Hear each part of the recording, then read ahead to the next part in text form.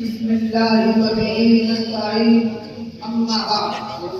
فأعوذ بالله من الشيطان الرجيم بسم الله الرحمن الرحيم إنما يخشى الله من عباده العلماء صدق الله العظيم حکم مستحکم و معزز اساتذہ کرام، آج میں آپ جیسے باوقار حضرات کے روبرو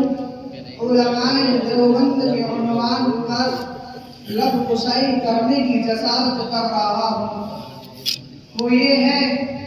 کہ آج ہمیں اس بات پر فخر اور یقین مستحکم ہے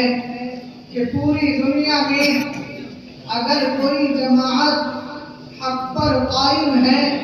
تو وہ اہل سنت والجماعت اور بالخصوص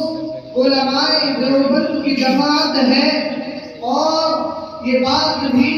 اظہر من الشمس ہے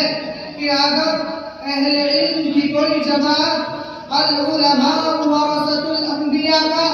حقیقی مصداق ہے تو وہ بھی علماء دیوبند کی جماعت ہے، اور یہ بات بھی روز روشن کی طرح آیا ہے کہ علماء دیوبند نے اللہ کے رسول جناب محمد رسول اللہ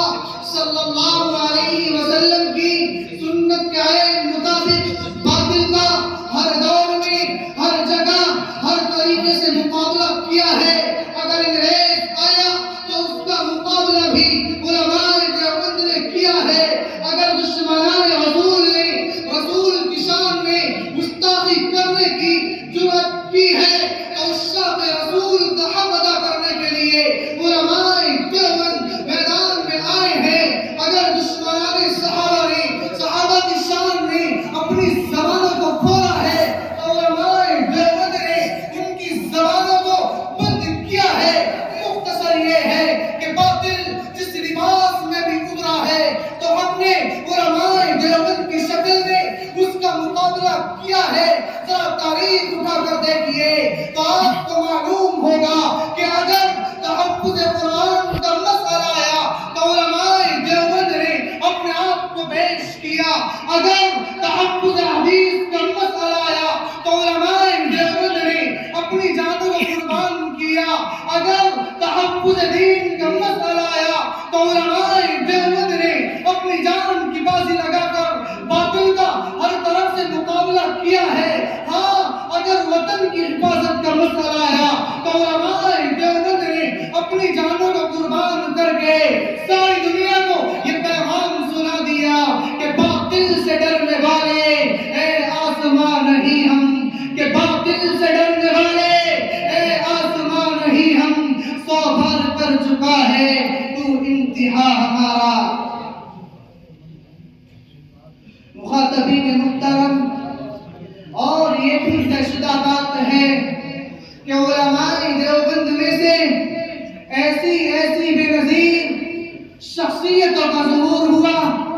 جن کا قلب و جگر اسلام کی عظمت سے معمور تھا، جن کے چہرے پر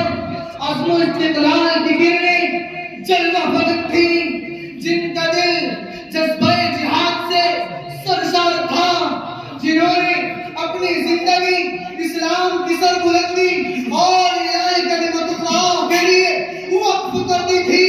جنہوں نے ہر دور میں ہر زمانے میں شیطانی پنجوں کو مروڑا ہے۔ چنانچہ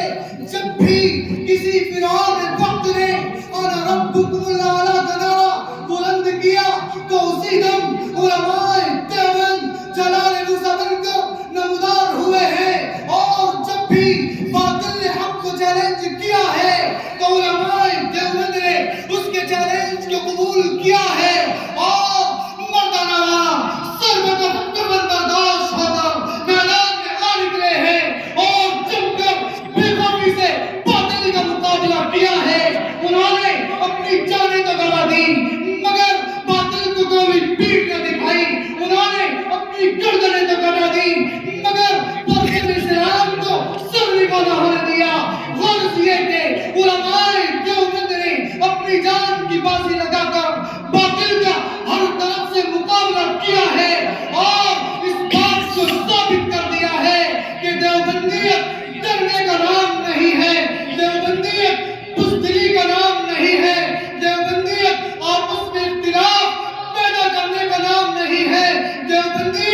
دکھ جانے